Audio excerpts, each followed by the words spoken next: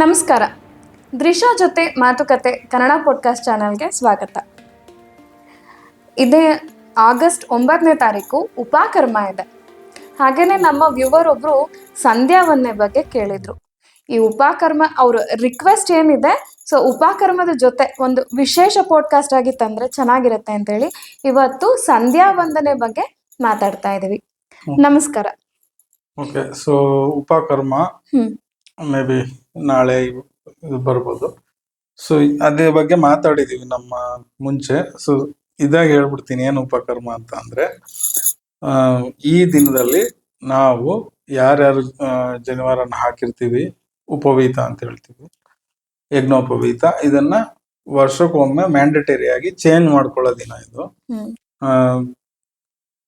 ಈ ಉಪಕರ್ಮದ ಈ ಋಗ್ವೇದ ಮತ್ತೆ ಯಜುರ್ವೇದ ಫಾಲೋ ಮಾಡೋರ್ಗೆ ಇವತ್ತು ಬರುತ್ತೆ. ಏನಂತಂದ್ರೆ ಶ್ರಾವಣ ಮಾಸದ ಹುಣ್ಣಿಮೆಯಲ್ಲಿ. ಬಟ್ ಋಗ್ವೇದದಲ್ಲಿ ಒಂದ್ ಸ್ವಲ್ಪ ಸ್ಲೈಟ್ ಅವತ್ತು ಶ್ರವಣ ನಕ್ಷತ್ರನೂ ಇರ್ಬೇಕು ಅಂತ. ಸೊ ಯೂಶಲಿ ಹುಣ್ಣಿಮೆ ದಿವಸನೇ ಶ್ರವಣ ನಕ್ಷತ್ರ ಇರುತ್ತೆ. ಹಾಗಾಗಿ ಎರಡು ಒಂದೇ ದಿವಸ ಇರುತ್ತೆ ಋಗ್ವೇದ ಮತ್ತೆ ಯಜುರ್ವೇದಕ್ಕೆ. ಬಟ್ ಕೆಲವು ಸರಿ ಶ್ರವಣ ನಕ್ಷತ್ರ ಬೇರೆ ದಿವಸ ಹಿಂದೆ ಮುಂದಿನ ದಿವಸ ಇದ್ರೆ ಅವರು ಋಗ್ವೇದದ ಶ್ರವಣ ನಕ್ಷತ್ರ ಇದ್ದಾಗ ಮಾಡ್ತಾರೆ. ಯಜುರ್ವೇದಿಗಳು ಶ್ರಾವಣ ಮಾಸದ ಹುಣ್ಣಿಮೆ ಮಾಡ್ತಾರೆ. ಸೊ ಆದ್ರೆ ಸಾಮವೇದಿಗಳಿಗೆ ಗಣಪತಿ ಹಬ್ಬ ದಿವಸ ಬರುತ್ತೆ, ಅದೇ ಉಪಕರ್ಮ. ಗಣಪತಿ ಹಬ್ಬನೇ ಅವ್ರಿಗೆ ಉಪಕರ್ಮ. ಸೊ ಇದು ಉಪಕರ್ಮ. ನಮ್ಮ ಜನಿವಾರನ ಮ್ಯಾಂಡೇಟರಿ ಆಗಿ ಯೂಶಲಿ ಯಾವ್ದಾದ್ರು ಒಂದು ಮೈಲಿಗೆ ಆದಾಗ ಅಥವಾ ಯಾವ್ದಾದ್ರು ಹುಟ್ಟು ಅಥವಾ ಸಾವಿನ ಮೈಲಿಗೆ ಆದಾಗ ಅಥವಾ ಯಾವುದೇ ರೀತಿ ಮೈಲಿಗೆ ಆದಾಗ ನಾವು ಚೇಂಜ್ ಮಾಡ್ತೀವಿ. ಬಟ್ ಚೇಂಜ್ ಮಾಡಿರ್ಲಿ ಬಿಡ್ಲಿ, ಈ ದಿನ ಮ್ಯಾಂಡೇಟರಿ ಆಗಿ ಚೇಂಜ್ ಮಾಡ್ಬೇಕು. ವರ್ಷಕ್ಕೊಂದ್ಸತಿ ಬದಲಾಯಿಸ್ಕೊಳ್ಳೋದು ಅಷ್ಟೇ ಉಪಕರ್ಮ. ಇದು ನಮ್ಮ ಕರ್ಮ ಅಂದ್ರೆ ನಮ್ಮ ಇದಕ್ಕೆ ಕ್ರಿಯೆಗೆ ಅಂದ್ರೆ ಕರ್ಮ ಯೋಗಕ್ಕೆ ಸಂಬಂಧಪಟ್ಟಿದ್ದು. ಇದು ನಾವು ಮಾಡಲೇಬೇಕಾದ ಕೆಲಸ ಅಂತ. ಸಂಧ್ಯಾ ವಂದನೆನೂ ಕೂಡ ಹಾಗೇನೆ. ನಮ್ಮಲ್ಲಿ ಯಾವಾಗ ಅವನಿಗೆ ಮೊದಲ ಉಪನಯನ ಸಂಸ್ಕಾರ ಮಾಡ್ತಾರೆ, ಅದು ಆ ಉಪನಯನ ಸಂಸ್ಕಾರ ಏನಂತಂದ್ರೆ ಅವನು ಇನ್ನು ಮುಂದೆ ವಿದ್ಯಾರ್ಜನೆಗೆ ಹೋಗ್ಬೇಕು ಅನ್ನೋದಕ್ಕೆ ಅವನಿಗೆ ಯಜ್ಞೋಪವೀತವನ್ನ ಹಾಕಿ ಉಪನಯನ ಸಂಸ್ಕಾರ ಮಾಡಿ ಗಾಯತ್ರಿ ಮಂತ್ರವನ್ನ ಬೋಧನೆ ಮಾಡಿ ವಿದ್ಯಾರ್ಜನೆಗೆ ಮುಂದೆ ಕಳಿಸ್ತಿದ್ರು. ಬಟ್ ಅದು ಯೂಶಲಿ 7 ಅಥವಾ 8 ವರ್ಷದ ವಯಸ್ಸಿನಲ್ಲಿದ್ದಾಗ ಮಾಡ್ತಾರೆ, ಅಥವಾ ಅವ್ರವ್ರ ಅಗತ್ಯಕ್ಕೆ ತಕ್ಕಂತೆ ಇವಾಗ ಆ ಟೈಮ್ ಯಾವ ಟೈಮ್ ಅಲ್ಲಾನು ಮಾಡ್ತಾರೆ. ಯಾಕಂದ್ರೆ ಈಗ ಉಪನಯನ ಅನ್ನೋದು ವಿದ್ಯಾರ್ಜನೆಗೆ ಸಂಬಂಧಪಟ್ಟಿಲ್ಲ, ಅದೊಂದು ಆಚರಣೆಯಾಗಿ ಮಾತ್ರ ಉಳ್ಕೊಂಡಿದೆ. ಸೊ ಸಂಧ್ಯಾ ವಂದನೆ ಯಾರ್ಯಾರಿಗೆ ಉಪನಯನ ಆಗಿದ್ಯೋ ಅವ್ರು ಯಾವುದೇ ಇದ್ರಲ್ಲಿ ಇರ್ಲಿ, ತಮ್ಮ ಜೀವನದ ಯಾವ ಕಾಲಘಟ್ಟದಲ್ಲಾಗಿರ್ಲಿ, ಲೆಟ್ಸೆ ಅವರು ವಿದ್ಯಾರ್ಥಿ ಆಗಿರ್ಬೋದು, ಇಲ್ಲ ಗೃಹಸ್ಥನಾಗಿರ್ಬೋದು, ಇಲ್ಲ ವಾನಪ್ರಸ್ಥದಲ್ಲಾಗಿರ್ಬೋದು, ಯಾವ ಒಂದು ಸರಿ ಉಪನಯನ ಆದ್ಮೇಲೆ ಪ್ರತಿದಿನವೂ ಸಂಧ್ಯಾ ವಂದನೆ ಮಾಡಬೇಕು 3 ಟೈಮ್. ಒಂದು ಪ್ರಾತಃ ಸಂಧ್ಯಾ ವಂದನೆ ಬೆಳಗ್ಗೆ ಸೂರ್ಯೋದಯ ಟೈಮಲ್ಲಿ, ಇನ್ನೊಂದು ಮಧ್ಯಾಹ್ನ ಸಮಯದಲ್ಲಿ ಅಂದ್ರೆ ಸೂರ್ಯ ಕರೆಕ್ಟ್ ಆಗಿ ನೆತ್ತಿ ಇರೋ ಟೈಮಲ್ಲಿ, ಅಂದ್ರೆ 12ರಿಂದ 1-1:15 ಗಂಟೆ ಈ ಸಮಯದಲ್ಲಿ, ಇನ್ನೊಂದು ಸಾಯಂ ಸಂಧ್ಯಾ ವಂದನೆ ಸೂರ್ಯ ಮುಳುಗೋ ಹೊತ್ತಿನಲ್ಲಿ. ಸೊ ಇದು ಮಾಡ್ತಾರೆ. ಬೇಸಿಕಲಿ ಏನಂದ್ರೆ ಸಂಧ್ಯಾ ವಂದನೆ ಹೆಸರೇ ಹೇಳುತ್ತೆ, ಇದು ಸೂರ್ಯನಿಗೆ ನಾವು ನಮಸ್ಕಾರ ಮಾಡೋದು ಅಂತ. ಜಸ್ಟ್ ನಮಸ್ಕಾರ ಮಾಡಲ್ಲ, ನಾವು ಸೂರ್ಯನಿಗೆ ಒಂದು ಅರ್ಘ್ಯವನ್ನು ಕೊಡ್ತೀವಿ. ನಂತರ ಸೂರ್ಯನ ಕುರಿತು ಗಾಯತ್ರಿ ಮಂತ್ರದ ತಪಸ್ ಮಾಡ್ತೀವಿ ಅಥವಾ ಜಪ ಮಾಡ್ತೀವಿ, 108 ಬಾರಿ ಮಾಡ್ತೀವಿ. ನಂತರ ಸೂರ್ಯ ಇದು ಅಂತ ಬಂದಾಗ ನಮ್ಮ 8 ಇಂದ 10 ದಿಕ್ಕುಗಳಿದೆ, ಅಷ್ಟು ದಿಕ್ಕುಗಳಿಗೆ ನಮಸ್ಕಾರ ಮಾಡ್ತೀವಿ. ಇಷ್ಟೇ ಸಂಧ್ಯಾ ವಂದನೆ ಅನ್ನೋದು ಇಷ್ಟೇ. ಬಟ್ ಅದು ಪ್ರೊಸೀಜರ್ ಒಂದ್ ಸ್ವಲ್ಪ ಡಿಫ್ರೆಂಟ್ ಆಗಿದೆ. ಓಕೆ, 1 by 1 ಹೇಳ್ಕೊಂಡು ಹೋಗ್ತೀನಿ. ಮೊದಲನೇದು ಇದು ಪ್ರಾತಃ ಸಂಧ್ಯಾ ವಂದನೆ. ಆಮೇಲೆ ಮುಂಚೆನೆ ಒಂದು ಡಿಸ್ಕ್ಲೈಮರ್ ಹೇಳ್ತಾ ಇದ್ದೀನಿ, ಪ್ರತಿಯೊಬ್ಬರಿಗೂ ಅವ್ರವ್ರ ಮನೆತನ, ಅವ್ರ ತಂದೆ ಇರ್ಬೋದು, ಅವ್ರ ತಾತ ಸ್ವಲ್ಪ ಡಿಫ್ರೆಂಟ್ ಆಗಿ ಹೇಳ್ಕೊಟ್ಟಿರ್ತಾರೆ. ಯಾಕಂದ್ರೆ ಅದು ಅವ್ರು ಬೆಳೆಸ್ಕೊಂಡ್ ಬಂದಿರ್ತಾರೆ ಅದು. ಸೊ ಅದು ನಾನ್ ಹೇಳ್ತಿರೋದು ಸರಿ ತಪ್ಪು ಅಂತ ನೀವು ಇದ್ ಮಾಡಬಾರ್ದು. ನಾನ್ ಜನರಲ್ ಆಗಿ ನಾನೇನ್ ಕಲ್ತಿದ್ದೀನಿ ಅದು ಹೇಳ್ತಾ ಇದ್ದೀನಿ. ನಮ್ಗೆ ಈಗ ಹೇಳ್ಕೊಟ್ಟಿದ್ದಾರೆ, ಇವ್ರು ಹೇಳಿದ್ ತಪ್ಪು, ಇವ್ರು ಹೇಳಿದ್ ಸರಿ ಅಂತ ನಾವು ಜಡ್ಜ್ ಮಾಡಕ್ ಆಗಲ್ಲ ಇದ್ರಲ್ಲಿ. ಯಾಕೆಂತಂದ್ರೆ ಅವ್ರವ್ರ ಮನೆತನ, ಅವ್ರವ್ರ ಆಚರಣೆಗೆ ಸ್ವಲ್ಪ ಸ್ಲೈಟ್ ಡಿಫ್ರೆನ್ಸ್ ಇರುತ್ತೆ. ನಾನು ಜನರಲ್ ಆಗಿ ಏನ್ ಮಾಡ್ಬೇಕು ಅಂತ ಹೇಳ್ತಾ ಇದ್ದೀನಿ. ಎಲ್ಲಾ ಟೀಚರು ಒಂದೇ ತರ ಪಾಠ ಮಾಡಲ್ಲ ಅಲ್ವಾ? ಹಾಗಲ್ಲ, ಇದು ಅಂದ್ರೆ ಸ್ವಲ್ಪ ಬದಲಾವಣೆ, ಆಚರಣೆಗಳಲ್ಲಿ ಸ್ವಲ್ಪ ಸಣ್ಣ ಬದಲಾವಣೆ. ಪುಟ್ಟ ಬದಲಾವಣೆ ಇರುತ್ತೆ. ಯಾಕೆಂದ್ರೆ ನಾನು ಯಜುರ್ಶಾಖಾಧ್ಯಾಯಿ ಅಂತಿದೆ. ನಾನು ಯಜುರ್ವೇದ ಫಾಲೋ ಮಾಡ್ತೀನಿ. ಬಟ್ ನನ್ನ ಕಸಿನ್ಸ್ ಅಲ್ಲೇನೆ ಕೆಲವರು ಅವ್ರು ಮಾಡೋದ್ರಲ್ಲೂ ನಾನ್ ಮಾಡೋದ್ರಲ್ಲೂ ಡಿಫ್ರೆನ್ಸ್ ಬರುತ್ತೆ. ಸಂಧ್ಯಾವನದಲ್ಲಿ ಸ್ವಲ್ಪ ಡಿಫ್ರೆನ್ಸ್ ಇದೆ. ಯಾಕೆಂತಂದ್ರೆ ಅವ್ರು ಕಲ್ತಿದ್ ಬೇರೆಯವ್ರ ಹತ್ರ, ನಾನ್ ಕಲ್ತಿದ್ ಬೇರೆಯವ್ರ ಹತ್ರ. ಹಂಗಾಗಿ ಅದೇನ್ ತಪ್ಪು ಇದಿಲ್ಲ. ಮೇಜರ್ ಏನು ಇದು ಕ್ರಕ್ಸ್ ನ ಅರ್ಥ ಮಾಡ್ಕೊಂಡ್ರೆ, ಅದರ ಪೂರ್ಣ ಏನು, ಕೋರ್ ಏನು ಅನ್ನೋದು ಅರ್ಥ ಮಾಡ್ಕೊಂಡ್ರೆ ಆಚರಣೆಯಲ್ಲಿ ಏನಂತ ಡಿಫ್ರೆನ್ಸ್ ಬರಲ್ಲ. ಸೊ ಪ್ರಾತಃ ಸಂಧ್ಯಾವಂದನೆ ನಾನು ಪುಸ್ತಕ ಕೂಡ ತಂದೀನಿ, ನಿಮ್ಗೆ 1 by 1 ಹೇಳ್ತೀನಿ. ಏನು ಡೂಸ್ ಅಂಡ್ ಡೋಂಟ್ಸ್ ಅಂತ ಏನ್ ಹೇಳ್ತಾರಲ್ಲ, ಏನ್ ಮಾಡ್ಬೇಕು ಏನ್ ಮಾಡಬಾರ್ದು ಅನ್ನೋದನ್ನ ಸಂಕ್ಷಿಪ್ತವಾಗಿ ಹೇಳೋಣ. ಸೊ ಮೊದಲನೇದು ಪ್ರಾತಃ ಸಂಧ್ಯಾವಂದನೆ ಅಂದ್ರೆ ಬೇಗ ಎದ್ದು ಸ್ನಾನ ಮಾಡಿ ರೆಡಿ ಆಗ್ತೀರಾ. ರೆಡಿ ಆದ ನಂತರ ಮೊದಲು ನಿಮ್ಮ ಹಣೆಗೆ ಇಟ್ಕೋಬೇಕು. ನೀವು ಶೈವಿಸಮ್ ಅಥವಾ ನಿಮ್ಮ ಶಿವ ಇದಲ್ಲಿದ್ರೆ, ಅಥವಾ ನಿಮ್ಮ ಆಚರಣೆ ವಿಭೂತಿ ಇಡೋದಿದ್ರೆ ನೀವು ವಿಭೂತಿ ಇಟ್ಕೊಳ್ಳಿ. ಗಂಧವನ್ನ ಇಡೋರು ಗಂಧ ಇಟ್ಕೊಳ್ಳಿ. ನಿಮ್ಮ ಮನೇಲಿ ಏನ್ ಹೇಳ್ಕೊಟ್ಟಿದ್ದಾರೆ, ನಿಮ್ಮ ಆಚರಣೆ ಹೇಗಿದೆ, ನಿಮ್ಮ ಕುಲಕ್ಕೆ ಸಂಬಂಧಂಗೆ ಅದು ನೀವು ಮಾಡಿ. ಅದು ಒಂದು ವಿಭೂತಿ ಇಡೋರು ಈಶ್ವರನ ನೆನೆಸ್ಕೊಂಡು,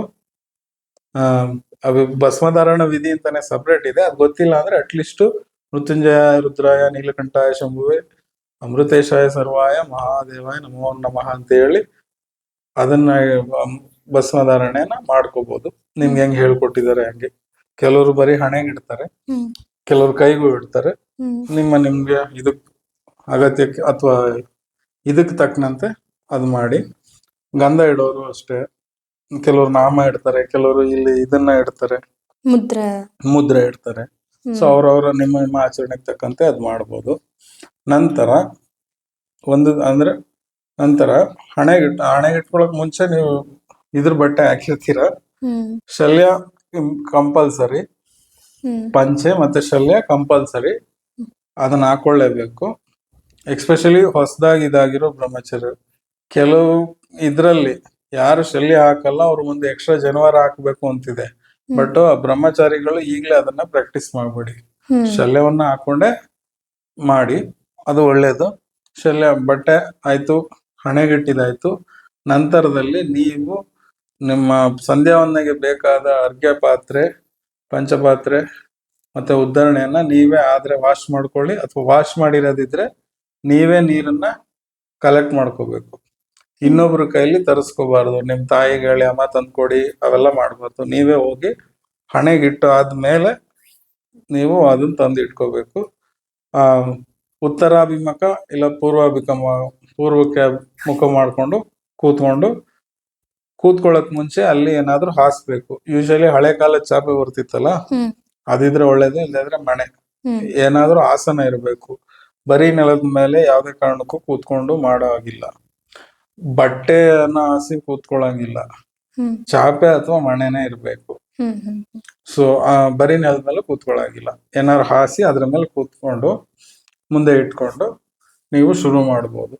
ಸೊ ಸಂಧ್ಯಾವಂದನೆ ಶುರು ಮಾಡಕ್ ಮುಂಚೆ ಮತ್ತೊಮ್ಮೆ ಗಣೇಶನನ್ನ ನೆನೆಯೋದು ಒಳ್ಳೇದು. ಏನಿಲ್ಲದೆ ಆದ್ರೂ ಶುಕ್ಲಾಂಬರಧರಂ ವಿಷ್ಣು ಶಶಿವರ್ಣಂ ಚತುರ್ಭುಜಂ ಪ್ರಸನ್ನವದನಂ ಜಯ ಸರ್ವ ವಿಘ್ನೋಪಶಾಂತಯೇ ಇಷ್ಟಾದ್ರೂ ಶ್ಲೋಕವನ್ನ ಹೇಳಿ ಗಣೇಶನನ್ನ ನೆನೆಯಬೇಕು. ಸೊ ಈಗ ಸಂಧ್ಯಾವಂದನೆಗೆ ಬರೋಣ. ಮೊದಲನೇದು ಅಪವಿತ್ರ ಪವಿತ್ರೋ ಸರ್ವವಸ್ತಾಂಗತೋಪಿವ ಸ್ಮರೇತ್ ಪುಂಡರೀಕಾಕ್ಷಂ ಸಭಾಭ್ಯಾಂತರ ಶುಚಿ. ಇದು ಆ ಶ್ಲೋಕನೇ ಒಂದ್ ಸ್ವಲ್ಪ ಅರ್ಥ ಹೇಳುತ್ತೆ. ನಿಮ್ಮ ಸಭೆ ನಿಮ್ಮನ್ನ ಪ್ರಾಪರ್ ಆಗಿ ಶುಚಿ ಮಾಡ್ಕೊಳ್ಳೋದು. ಇಷ್ಟೊತ್ತವರೆಗೂ ನಾವು ಮಾಡಿದ ಅದನ್ನೇ, ಬಟ್ ಇದು ಶ್ಲೋಕದ ಮೂಲ ಇದ್ರಲ್ಲಿ ಇದೆ. ಸೊ ಒಂದು ಉದಾಹರಣೆ ನೀರು ತಗೊಂಡು ನಮ್ಮ ಮೇಲೆ ಪ್ರೋಕ್ಷಣೆ ಮಾಡ್ಕೋಬೇಕು. ನಂತರ ಆಚಮನ ಎಲ್ಲರಿಗೂ ಹೇಳ್ಕೊಟ್ಟಿರ್ತಾರೆ. ಇದನ್ನ ಪ್ರಾಕ್ಟೀಸ್ ಮಾಡಿದ್ರೆ ಬರೋದು. ಇದು ವಿಷ್ಣುವಿನ ಹೆಸರುಗಳಿಂದ ವಿಷ್ಣುವನ್ನ ನಮ್ಮಲ್ಲಿ ಆಹ್ವಾನ ಮಾಡ್ಕೋತೀವಿ. ಕೇಶವಾಯ ಸ್ವಾಹ, ಮಾಧವಾಯ ಸ್ವಾಹ, ಗೋವಿಂದಾಯ ಸ್ವಾಹ ಅಂತ ಹೇಳಿ ವಿಷ್ಣುವಿನ ಹೆಸರುಗಳಲ್ಲಿ ಇಡೀ ನಮ್ಮ ಬಾಡಿಲಿ ವಿಷ್ಣುವಿನ ಆಹ್ವಾನ ಮಾಡ್ಕೊಂತೀವಿ. ನಂತರ ಬರೋದು ಪ್ರಾಣಾಯಾಮ. ಈ ರೀತಿ ಈ 2 ಬೆರಳನ್ನೆತ್ತಿ ಈಗ ಮೂಗಿಟ್ಕೋಬಹುದು. ಇದು ನನಗೆ ಹೇಳ್ಕೊಟ್ಟಿರೋದು. ನಿಮ್ಮಲ್ಲಿ ಕೆಲವು ಬೇರೆ ತರ ಹೇಳಿರ್ಬೋದು. ಮೂಗಿಟ್ಕೊಂಡು ಪ್ರಾಣಾಯಾಮ ಶುರು ಮಾಡಬೇಕು. ಪ್ರಾಣಾಯಾಮದ ಇದನ್ನ ನಾನಿಲ್ಲಿ ಹೇಳಲ್ಲ ಮಂತ್ರ. ಕೆಲವೊಂದು ಮಂತ್ರ ಜೋರಾಗಿ ಹೇಳಬಾರ್ದು ಅಂತಿದೆ. ಸೊ ಪ್ರಾಣಾಯಾಮ ಮಂತ್ರ ನಿಮ್ಗೆ ಸಿಗುತ್ತೆ. ಪ್ರಾಣಾಯಾಮ ಮಾಡಿ ನಂತರ ಕೊನೆಯಲ್ಲಿ ಭೂರ್ಭುವಸ್ವರಂ ಅಂತ ಹಿಂಗೆ ಕಿವಿ ಮುಚ್ಕೊಂಡು 3 ಸರಿ ಹೇಳ್ತೀರಾ. ನಂತರ ಬರೋದು ತುಂಬಾ ಇಂಪಾರ್ಟೆಂಟ್, ಸಂಕಲ್ಪ. ಸಂಕಲ್ಪ ಏನಂತ ಅಂದ್ರೆ ಅದ್ರದ್ದು ಇದಿದೆ, ಶುಭೇ ಶೋಭನ ಮುಹೂರ್ತೆ ಆದ್ಯ ಬ್ರಹ್ಮಣೆ ಅಂತ ಬರುತ್ತೆ. ಅದು ಏನಪ್ಪಾ ಅಂದ್ರೆ ಅದ್ರಲ್ಲಿ ಏನ್ ಹೇಳ್ತೀವಿ, ನಾವು ಎಲ್ಲಿದ್ದೀವಿ, ಆದ್ಯ ಬ್ರಹ್ಮಣೆ, ಶ್ವೇತವರಾಹ ಕಲ್ಪೆ, ದ್ವಿತೀಯ ಪ್ರಹಾದೆ, ಭರತ ವರ್ಷೆ, ಭರತ ಖಂಡೆ, ಜಂಬೂ ದ್ವೀಪೆ. ಅಂದ್ರೆ ನಮ್ಮ ಅಡ್ರೆಸ್ ಅಂತ ಜಿಯೋಗ್ರಫಿಯಲ್ಲಿ ನಮ್ಮ ಸ್ಪೇಸ್ ಎಲ್ಲಿದ್ದೀವಿ ಅಂತ ಹೇಳ್ತಾ ಇದೆ. ಇನ್ನೊಂದು ನೆಕ್ಸ್ಟ್ ಟೈಮ್ ಹೇಳ್ತೀವಿ, ಶ್ವೇತವರ ಕಲ್ಪೆ, ವೈವಸ್ವತ ಮನ್ವಂತರೆ, ಕಲಿಯುಗೆ, ಪ್ರಥಮ ಉಪಾದೆ, ಆಮೇಲೆ ಯಾವ ವಾರ, ಯಾವ ನಕ್ಷತ್ರ, ಅಂದ್ರೆ ಯಾವ ಸಂವತ್ಸರ, ಇದೆಲ್ಲ ಹೇಳ್ತೀವಿ. ಸೊ ಟೈಮ್ ಅಂಡ್ ಸ್ಪೇಸ್ ಅಂದ್ರೆ ಯಾವ ಟೈಮಲ್ಲಿ ನಾವು ಇವತ್ತಿನ ದಿನ ಈ ಪೂಜೆ ಮಾಡ್ತಾ ಇದ್ದೀವಿ, ಯಾವ ಸ್ಪೇಸ್ ಅಲ್ಲಿ ನಿಂತ್ಕೊಂಡು ಮಾಡ್ತಿದ್ದೀವಿ ಅಂತ ಹೇಳ್ತಿದ್ದೀವಿ. ಇದು ಸಂಕಲ್ಪ. ಅಂದ್ರೆ ಇಲ್ಲಿ ನಿಂತ್ಕೊಂಡು ನಮ್ಮ ಮನೆ ದೇವರನ್ನ ನೆನ್ಸುತ್ತಾ ನಾವ್ ಏನ್ ಕೆಲಸ ಮಾಡ್ತೀವಿ ಏನಂತಂದ್ರೆ, ನಾವು ಪ್ರಾತಃ ಕಾಲದ ಸಂಧ್ಯಾ ವಂದನೆನ ಮಾಡ್ತೀನಿ ಅಂತ ಹೇಳೋದು. ಇದ್ರ ಇಂಪಾರ್ಟೆನ್ಸ್ ಏನು ಅಂತಂದ್ರೆ, ನಮ್ಮ ದೇವರುಗಳು, ವೇದಿಕ ದೇವರುಗಳಾಗ್ಲಿ, ಪುರಾಣದ ದೇವರುಗಳಾಗ್ಲಿ, ಎಲ್ಲರೂ ಟೈಮ್ ಅಂಡ್ ಸ್ಪೇಸ್ಗೆ ಮೀರಿದವರು. ಅವರ ಟೈಮು ಮತ್ತೆ ಅವ್ರ ಸ್ಪೇಸ್ ಬೇರೆ ಇದೆ. ಸೊ ಹಾಗಾಗಿ ನಾನ್ ಎಲ್ಲಿಂದ ಮಾಡ್ತಾ ಇದ್ದೀನಿ, ಯಾವಾಗ ಅಂದ್ರೆ ಯಾವ ಟೈಮಲ್ಲಿ ಮಾಡ್ತಿದ್ದೀನಿ ಅಂತ ಹೇಳೋದು ಅವ್ರಿಗೆ ಇಂಪಾರ್ಟೆಂಟ್. ಯಾಕೆಂತಂದ್ರೆ ನಾನು ಬ್ರಹ್ಮನ ಟೈಮ್ ಲೈನ್ ಹೇಳಿದ್ನಲ್ಲ. ಸೊ ಬ್ರಹ್ಮನ್ ಟೈಮ್ ಲೈನ್ ಬೇರೆ, ನಮ್ ಟೈಮ್ ಲೈನ್ ಬೇರೆ. ಯಾಕಂದ್ರೆ ಬ್ರಹ್ಮನಲ್ಲಿ ಒಂದು 48 ನಿಮಿಷದ ಒಂದು ಮುಹೂರ್ತ, ಅದೊಂದು ಫೇಮಸ್ ಕತೆ ಇದೆ. ಇಲ್ಲಿಗೆ ಹಲವಾರು ಕಲ್ಪಗಳು ಚೇಂಜ್ ಆಗ್ಬಿಡುತ್ತಂತೆ, ಮನ್ವಂತರಗಳು ಹಾಗೆ ಅಂತ ಹೇಳ್ತಾರೆ. ಹಾಗಾಗಿ ನಾವ್ ಟೈಮ್ ಅಂಡ್ ಸ್ಪೇಸ್ ಹೇಳದೆ ಸಂಕಲ್ಪ. ಹಾಗೇನೆ ಅದೇ ಮುಂದಕ್ಕೆ ಬಂದು ಸಂಕಲ್ಪ ಮಾಡ್ಬಿಟ್ಟೆ ಅಂದ್ರೆ, ನಾನು ಈ ದೃಢ ಸಂಕಲ್ಪ ಮಾಡ್ದ ಅಂತೆಲ್ಲ ಅದನ್ನ ಯೂಸ್ ಮಾಡಿದ್ದಾರೆ. ಸಂಕಲ್ಪ ಅನ್ನೋ ಅರ್ಥ ನಾನು ಏನ್ ಮಾಡ್ತೀನಿ ಅನ್ನೋದನ್ನ ಹೇಳೋದು. ಸೊ ಇದು ಇಂಪಾರ್ಟೆಂಟು. ಬಟ್ ಇದ್ರಲ್ಲಿ ಏನಪ್ಪಾ ಅಂತಂದ್ರೆ, ನೀವು ಬೆಳಗ್ಗೆ ಒಮ್ಮೆ ಸಂಕಲ್ಪ ಮಾಡಿದ್ರೆ ನಂತರದಲ್ಲಿ ಪೂರ್ತಿ ಮಂತ್ರನ ಹೇಳೋ ಅಗತ್ಯ ಇಲ್ಲ. ಒಂದು ಟೈಮ್ ನೀವು ಟೈಮ್ ಎಲ್ಲ ಹೇಳಿದ್ಮೇಲೆ ನಂತರದಲ್ಲಿ ಸಂಕಲ್ಪದ ಅಗತ್ಯ ಎಲ್ಲೆಲ್ಲಿ ಬರುತ್ತೋ ಅಲ್ಲಿ ಪೂರ್ವಚರಿತ ಏವಂ ಗುಣ ವಿಶೇಷಣ ವಿಶಿಷ್ಟಾಯಾಮ್ ಅಂತ ಹೇಳಿ ಈ ರೀತಿ ಮಾಡ್ತೀವಿ, ಏನ್ ಮಾಡ್ತೀವಿ ಅನ್ನೋದನ್ನ ಮಾತ್ರ ಹೇಳ್ತಾರೆ. ಅಂದ್ರೆ ಮುಂಚೆನೆ ಹೇಳ್ಬಿಟ್ಟಿದೀವಿ. ಒಂದು ದಿನಕ್ಕೆ ಒಂದು ಸರಿ ಹೇಳಿದ್ರೆ ಸಾಕು. ಹೊಸ ಬ್ರಹ್ಮಚಾರಿಗಳು ಕಲಿತಿರೋರು ಜೊತೆಯಲ್ಲಿ ಪಂಚಾಂಗನೂ ಇಟ್ಕೊಳ್ಳಿ. ಯಾಕೆಂದ್ರೆ ಅವತ್ತಿನ ತಿಥಿ ವಾರ ಎಲ್ಲ ನೀವು ಹೇಳ್ಬೇಕಾಗುತ್ತೆ. ಸೊ ಇದು ಸಂಕಲ್ಪ. ಸಂಕಲ್ಪದ ನಂತರ ಪ್ರಾತಃ ಸಂಧ್ಯಾ ಮುಪಾಸ್ಯ ಅದನ್ನು ಶುರು ಮಾಡಿದಾಗ ಮತ್ತೆ ಆತ್ಮ ಪ್ರೋಕ್ಷಣಗಳನ್ನು ಮಾಡ್ಕೊಂತೀವಿ. ನಮ್ಮ ಬಾಡಿಯನ್ನ ಕ್ಲೀನ್ ಮಾಡ್ಕೊಂತೀವಿ ಮಂತ್ರದ ಮೂಲಕ. ಆಪೋ ಇಷ್ಟಾಮಯೋಗೋ ಅಂತ ಬರುತ್ತೆ, ಇದಾಗುತ್ತೆ. ನಂತರ ಮಧ್ಯದಲ್ಲಿ ನೀವು ಬುಕ್ ನೋಡ್ ಮಾಡೋದಾದ್ರೆ ಕೆಲವೊಂದು ಪೀಡಲ್ಲಿ ಮತ್ತೆ ಆಚಮನ ಮಾಡ್ಬೇಕಾಗುತ್ತೆ. ಯಾಕೆಂದ್ರೆ ಅದು ಒಂದು ಘಟ್ಟ ಆದ್ಮೇಲೆ ಮತ್ತೆ ಬಾಡಿಯಲ್ಲಿ ವಿಷ್ಣು ಆಹ್ವಾನ ಮಾಡ್ಕೊಳ್ಳೋದು. ಆಚಮನ ಅನ್ನೋದು ಒಂಥರ ಕ್ಲೆನ್ಸಿಂಗ್. ಮಧ್ಯದಲ್ಲಿ ಅದು ಮಾಡ್ತಾ ಇರ್ಬೇಕಾಗುತ್ತೆ. ಅದ್ ನಿಮ್ಗೆ ಕಲಿಸಿದವ್ರು ಹೇಳ್ಕೊಟ್ಟಿರ್ತಾರೆ. ನಂತರದ ಘಟ್ಟ ಬಂದು ಸೂರ್ಯನನ್ನ ಆಹ್ವಾನ ಮಾಡ್ತೀವಿ. ಸೂರ್ಯನ ಆಹ್ವಾನ ಮಾಡ್ಕೊಂಡು ಅದೊಂದು ಮಂತ್ರ ಇದೆ, ಮಂತ್ರಾಚಮನ ಅಂತ. ಸೂರ್ಯನಿಗೆ ಇದ್ ಮಾಡ್ತೀವಿ. ಅದ್ರ ನಕ್ಷತ್ರ ಮತ್ತೆ ಇನ್ನೊಂದ್ಸರಿ ಇದಾಗುತ್ತೆ, ಆತ್ಮ ಶುದ್ಧಿ ಇದಾಗುತ್ತೆ.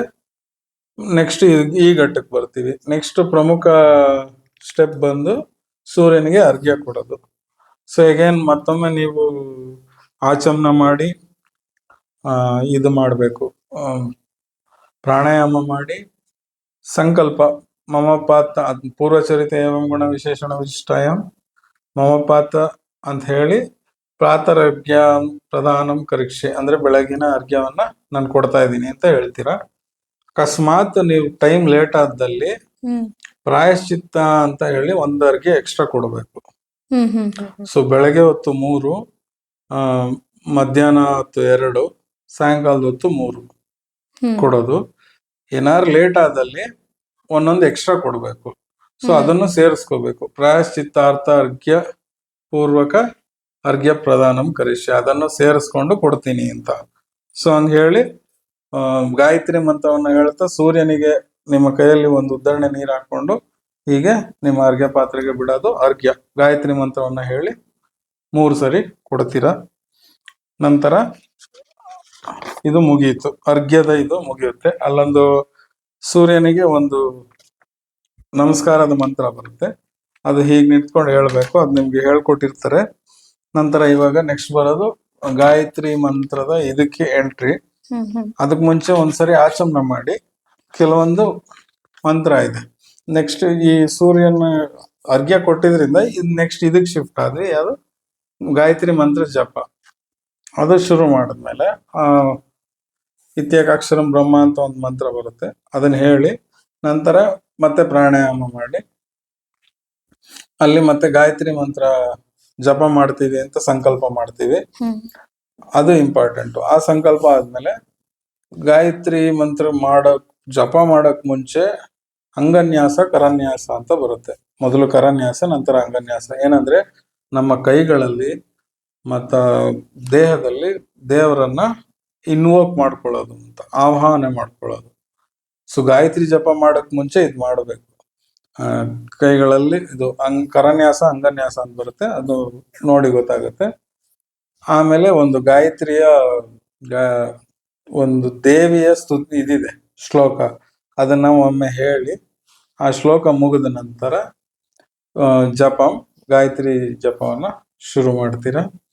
108 ಮಾಡಲೇಬೇಕು. ಎಕ್ಸ್ಪೆಷಲಿ ಈಗ ರೀಸೆಂಟ್ ಆಗಿ ಯಾರಿಗೆ ಉಪನಯನ ಆಗಿರೋ ಬ್ರಹ್ಮಚಾರಿಗಳು ಲೇಟ್ ಆಗ್ಬೋದು, ಟೈಮ್ ತಗೊಂಡು ಮಾಡಿ. ಮೇ ಬಿ ನಿಮ್ಮ ಓದಿಗೆ ತೊಂದರೆ ಆಗುತ್ತೆ ಅಂತಂದ್ರೆ 10-12 ಮಾಡಬೇಡಿ. ಹಂಗಿದ್ರೆ ಫುಲ್ ಸಂಧ್ಯಾವನ್ನೇ ಮಾಡದೆ ಅಂದ್ರೂ ನಡೆಯುತ್ತೆ. ಬಟ್ 108 ಮಸ್ಟ್ ಅಂಡ್ ಶುಡ್ ಮಾಡ್ಲೇಬೇಕು. ಅಂದ್ರೆ ಒಂದ್ಸತಿ ಸಂಧ್ಯಾವನ್ನ ಕುತ್ಕೊಂಡ್ರೆ ಅದಷ್ಟು ಕಂಪ್ಲೀಟ್ ಆಗಿ ಅಲ್ಲ, ಮಾಡ್ಲೇಬೇಕು ಅನ್ನೋ ರೀತಿ. ಕೆಲವ್ರು ಏನಂದ್ರೆ ಸಂಧ್ಯಾವನ್ನೇ ಮಾಡ್ತೀನಿ ಅನ್ಬಿಟ್ಟು ಕೇವಲ ಒಂದು 12-48 ಗಾಯತ್ರಿ ಮಂತ್ರ. ಗಾಯತ್ರಿ ಮಂತ್ರ ಜಪ ಮಾಡ್ತಾರೆ. ಹಾ ಹಾ ಹಾ ಹಾ ನಾವು ಓದೋ ಟೈಮಲ್ಲಿ ಒಂದೆರಡು ಸರಿ ಮಾಡಿದೀವಿ. ಬಟ್ ಈ ಏಜ್ ಬಂದಾಗ ನಮಗ್ ಗೊತ್ತಾಗ್ತಿದೆ ಅದು ತಪ್ಪು ಅದು ಅಂತ. ತಪ್ಪು. ಹ್ಮ್ ಸೊ 108 ಮಸ್ಟ್ ಅಂಡ್ ಶುಡ್ ಮಾಡ್ಲೇಬೇಕು. 108 ಬಾರಿ ಗಾಯತ್ರಿ ಜಪ, ಗಾಯತ್ರಿ ಮಂತ್ರ ಜಪ ಮಾಡಬೇಕು. ಮಾಡದ ನಂತರ ಅಗೇನ್ ಅಂಗನ್ಯಾಸ ಕರನ್ಯಾಸದಲ್ಲಿ ಏನ್ ಇನ್ವೋಕ್ ಮಾಡಿದ್ವಲ್ಲ ಅದನ್ನ ರಿಲೀಸ್ ಮಾಡೋದು ಇದು ಬರುತ್ತೆ. ಹ್ಮ್ ಸೊ ಅದನ್ನ ಮಾಡಿ ನಂತರ ಗಾಯತ್ರಿ ಜಪದ ಇದು ಮುಗೀತು. ನಂತರ ನೆಕ್ಸ್ಟ್ ಸ್ಟೆಪ್ ಬಂದು ದಿಕ್ ನಮಸ್ಕಾರ ಅಂತ ನಿಂತ್ಕೊಂಡು ಮತ್ತೊಮ್ಮೆ ಈಗ ಇದು ಗಾಯತ್ರಿ ಮುಗಿದ ತಕ್ಷಣ ಒಂದು ಆಚಮನ ಮಾಡ್ಬೇಕಾಗುತ್ತೆ. ನಂತರ ನಿಂತ್ಕೊಂಡು ಹಲವಾರು ಎಲ್ಲಾ ದಿಕ್ಕುಗಳಿಗೂ ನಮಸ್ಕಾರ ಮಾಡೋ ಮಂತ್ರಗಳಿದೆ, ಅದು ಕೊಟ್ಟಿರ್ತಾರೆ ನಿಮ್ಗೆ. ಪ್ರತಿಯೊಂದು ದಿಕ್ಕಿಗೂ ನಮಸ್ಕಾರ ಮಾಡ್ತೀರಾ. ನಂತರ ಕೆಲವೊಂದು ಶ್ಲೋಕಗಳಿದೆ, ನಿತ್ಯ ಶ್ಲೋಕಗಳು. ಅದು ನಿಮ್ಗೆ ಟೈಮ್ ಇದ್ರೆ ಮಾಡ್ಬೋದು. ಶ್ಲೋಕಗಳು ಮಾತ್ರ, ಇಲ್ಲ ಅಂದ್ರೆ ಅದನ್ನ ಸ್ಕಿಪ್ ಮಾಡ್ಬೋದು. ಯಾಕಂದ್ರೆ ಅದು ನಿತ್ಯ ಶ್ಲೋಕದಲ್ಲಿ ಬರುತ್ತೆ. ಅದೊಂದು ಮಾತ್ರ ಇದ್ರೆ ಮಾಡ್ಬೋದು, ಇಲ್ಲ ಸ್ಕಿಪ್ ಮಾಡ್ಬೋದು ಅಂತ ಹೇಳ್ತಿದ್ದೀನಿ. ಇಲ್ಲ ಅಂತಂದ್ರೆ ಮಿಕ್ಕಿದೆಲ್ಲ ಮಾಡ್ಬೇಕು. ದಿಕ್ ನಮಸ್ಕಾರವರೆಗೂ ಪ್ರತಿಯೊಂದು ಮಾಡಬೇಕು. ದಿಕ್ ನಮಸ್ಕಾರ ಆದ್ಮೇಲೆ ಕೊನೆ ಇದ್ರಲ್ಲಿ ಬರೋದು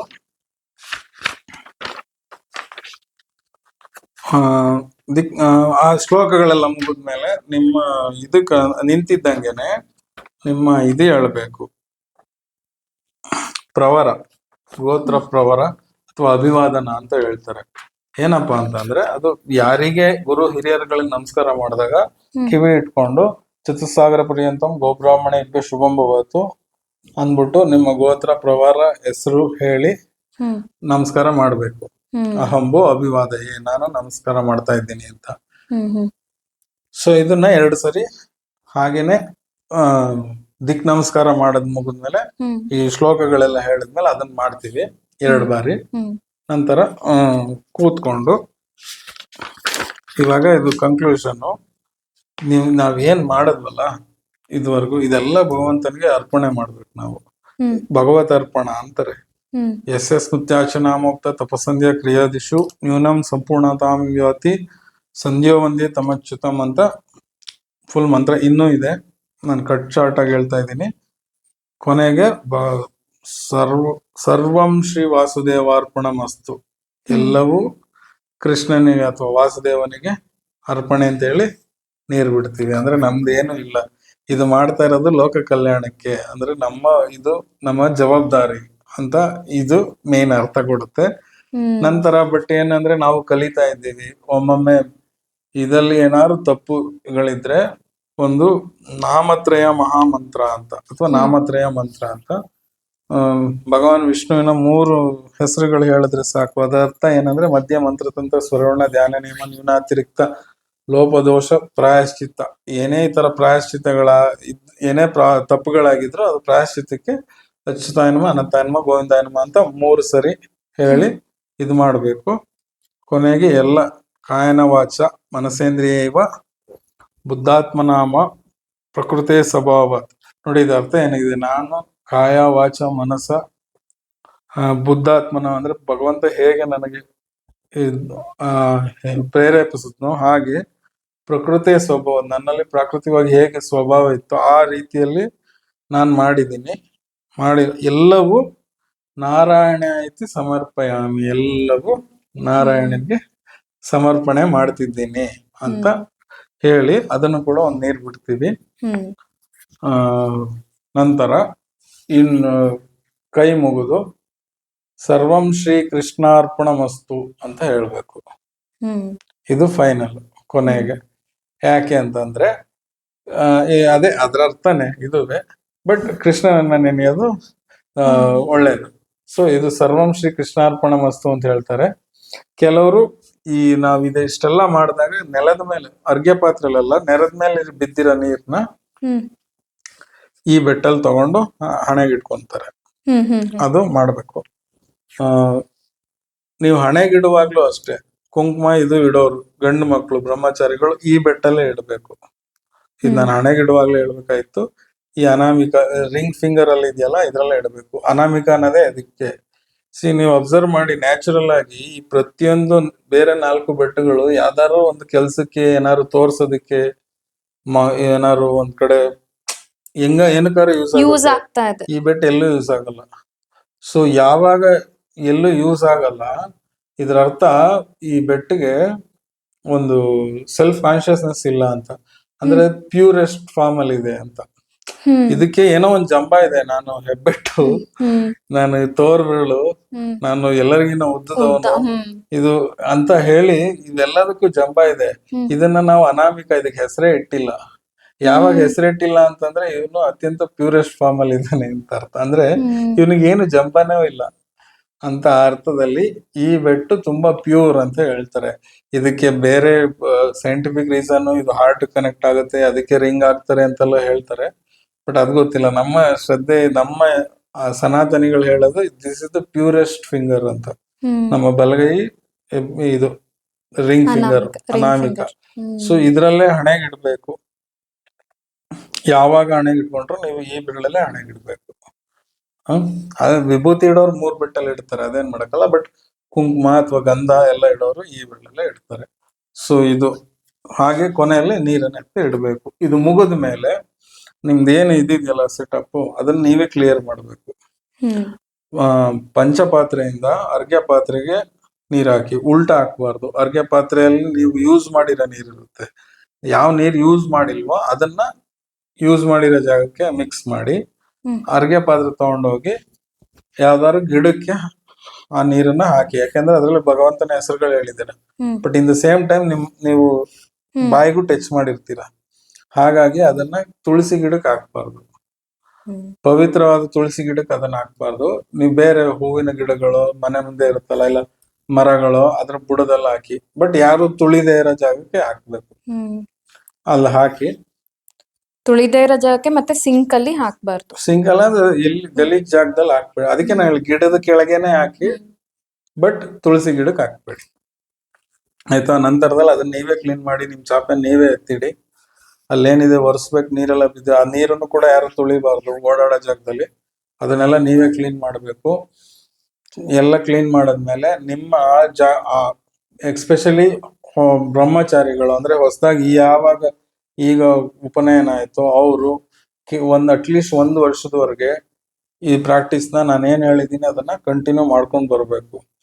ಅವ್ರಿಗೆ ಇನ್ನೊಂದು ಪ್ರಾಕ್ಟೀಸ್ ಏನಪ್ಪಾ ಅಂತಂದ್ರೆ, ಆ ಟೈಮಲ್ಲಿ ನಿಮಗೆ ಅಲ್ಲಿ ನಿಮ್ಮ ತಂದೆ ತಾಯಿ ತಾತ ಅಜ್ಜಿ ಅಥವಾ ಯಾರೇ ಹಿರಿಯರಿದ್ರು ಎಲ್ಲರಿಗೂ ಪ್ರತಿಯೊಬ್ಬರಿಗೂ ಕಿವಿ ಹಿಡ್ಕೊಂಡು ಪ್ರವರ ಹೇಳಿ ನಮಸ್ಕಾರ ಮಾಡ್ಬೇಕು ಪ್ರತಿದಿನ ಸಂಧ್ಯಾ ವಂದನೆ ಆದ್ಮೇಲೆ.